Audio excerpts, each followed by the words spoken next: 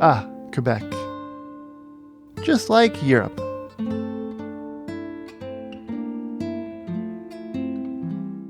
Well, not exactly. Quebec is genuinely unique in North America. In its housing, its cycling culture, its relationship with public space. There is no missing middle problem in Quebec. Cycling is part of our culture. I like to say that we're a cycling nation. Some of it comes from its history and connections with Europe, but it's also a mix of American influence, similarity with the rest of Canada, and a lot of things that are unmistakably unique to Quebec itself. In this video, I want to dive deep into the urbanism of Quebec, the history, influences, and ecosystem of advocacy that shaped this province. Quebec, Canada's only majority French-speaking province, has a population of 9 million. Think New Jersey, New South Wales, or Scotland plus Old Wales. Montreal is the metropolis, half the province's population. Quebec City is the historic capital, just under 1 million people. But there's also Sherbrooke, Saguenay, Trois-Rivières, Drummondville, over 100,000. And Gatineau, which functions as a suburb of Ottawa, the capital of Canada. Quebec stands out for its historic old towns, especially in Quebec City, but also Montreal. European-feeling old cities are more common in the Spanish-speaking Americas. Here's Havana, Cuba. But in the US and Canada, this taste of the old world is pretty rare. Probably Boston comes the closest, or San Juan, Puerto Rico, Spanish-speaking but part of the US. Don't expect the same scale as Europe, though. These districts aren't as big or as old. Old Quebec City is about 1 square kilometer, 5,000 residents plus businesses and hotels. In smaller cities in Quebec, pre-1800s history is more like a few isolated buildings. People assume that historic and European in Quebec always means France. But the conquest by Britain in 1763 brought other influences too. Montreal's historic Bon Secours market was modeled after the Custom House in Dublin. Sherbrooke was founded by English Crown loyalists fleeing the American Revolution and grew to become majority Francophone a few decades later. So, very few people in Quebec actually live in places like this, but a lot do live in neighborhoods like this. These are plexes, walk-up apartments with usually 2 or 3 floors, and 2 to 6 units. Buildings like this date back to the late 1800s, early 1900s, often built around streetcars. Here's Adam Mongrain, who's worked in housing policy in Quebec for the past many years. Quebec used to be the economic center of Canada, and because of the shipping industry and the manufacturing industry, a lot of the workers in Quebec moved out of the agricultural sector into the industrial sector, into the cities, and we're talking about big Catholic families building dense housing, so narrow lots, as tight and as high as you could with essentially layman's means. I've made videos about Montreal housing before, but this is actually not unique to Montreal at all. If you took the buildings behind me and you moved them to Quebec City, no one would notice. Like, you would not be able to look at these buildings and go, oh, these are from Montreal. This kind of building is extremely common in all the older urban cores. These dense plexes cover a central city of about 1 million people in Montreal. In Quebec City, it's maybe 150,000. That's in neighborhoods like Limoilou, which was mostly built between 1900 and 1930, with a street grid inspired by Paris? New York City, actually, with avenues north-south and streets east-west. Smaller cities like Sherbrooke also have lots of older plex housing in their cores, although usually built with more space between them compared to the bigger cities. You know, if you've not been to Europe, this could feel European, but it is through and through an American city. Even with the tightness of our low-rise stock, it's a pretty spaced out city. Like, compared to what you would get if you visited Paris, if you visit Athens, if you visited any of the bigger cities in Spain, this looks more like a young city than something that was built before cars were even something that we could imagine. So Quebec's urban fabric is actually more similar to older American industrial centers like Chicago, Philadelphia, and Brooklyn than to English Canada or major European cities, with some distinctly Quebec features, like abundant staircases, balconies, and front doors. You can look at this building and immediately recognize it as an older neighborhood in Quebec. I don't know of anywhere else in the world that looks like this. Functionally, separate front doors are useful for big families, and those external staircases allow you to use more of the inside of the building for living space. Research has traced the architectural roots and inspiration to Scotland and northwest France. What's interesting, though, in a North American context, is that Quebec retained the normalcy of multifamily, multi-unit housing through the suburban era up to today. The experience of people living in Quebec, especially for the large part of the Francophone laborers, was relative density. It's not that everyone right now that lives in Quebec remembers the 50s and 60s. It's just that this level of density for a lot of people who were in charge of decisions or in charge of land use felt normal. And this created some kind of legacy that still is in effect today, where for Quebecers, almost everywhere, multi-residential is not a bad thing to have, or it's not a bad thing to live in. So if you go to a suburb in Quebec or a small town, you'll see plenty of standalone homes that could be anywhere in the US or Canada, but probably no shortage of multifamily housing too. Some suburban versions of the older Plex designs, still lots of doors, now with garages too. These are also immediately recognizable as being in Quebec, but also you'll find more standard apartment buildings. Today, across the whole province, 1/3 of households live in low-rise apartments. In neighboring Ontario, that number is 1 in 10. Some of these are condos to own, but a lot of them are rentals. Quebec has long had one of the lowest home ownership rates in North America, and a culture that's much more accepting of renting. Almost everyone in Quebec knows a long-term tenant that is planning their lives according to the availability of rental housing. Because it's relatively safe, because it's something that you can imagine yourself doing for a long time, people do, and because people do, it becomes normal. And because it's normal, it's not a shameful setback for someone to go into rental housing or to be in multi-residential. Part of it is culture, part of it is legal. It's kind of hard to separate. Quebec has relatively strong, especially in the North American context, tenant protections. Tenant protections induce demand for rental housing. That means rent control and generally longer leases that automatically renew. It's not that owning a single-family home is completely absent as an ideal in Quebec. I think people are more tolerant of the intermediate steps. One very distinct part of Quebec housing culture is moving day.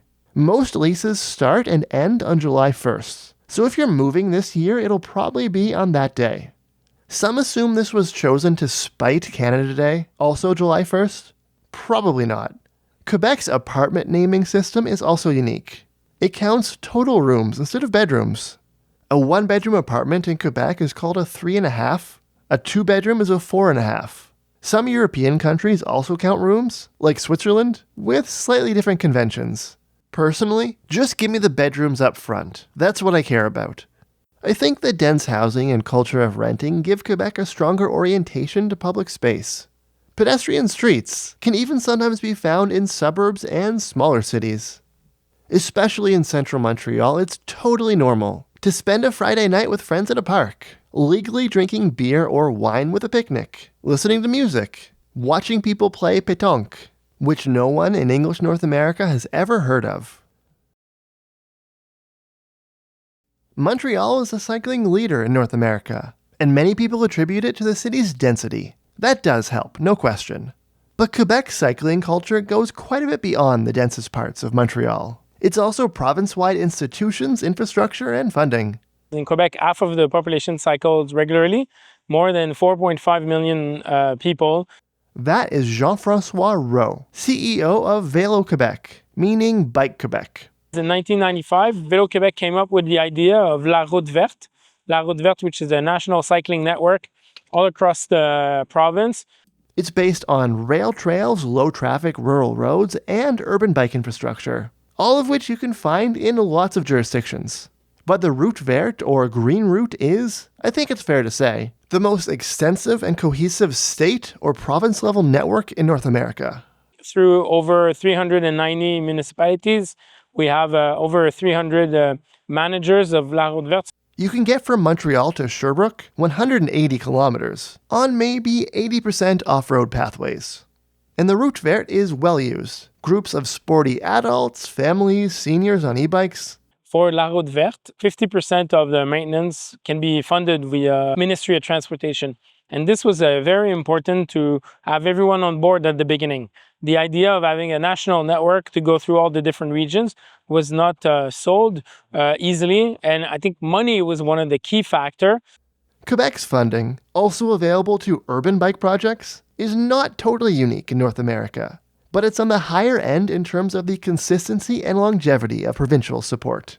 The route verte is a basic spine of infrastructure across the province, 1 or 2 corridors through most cities and towns. It set the stage for the modern bike boom, first of all by making cycling visible and familiar, mostly recreationally at the start.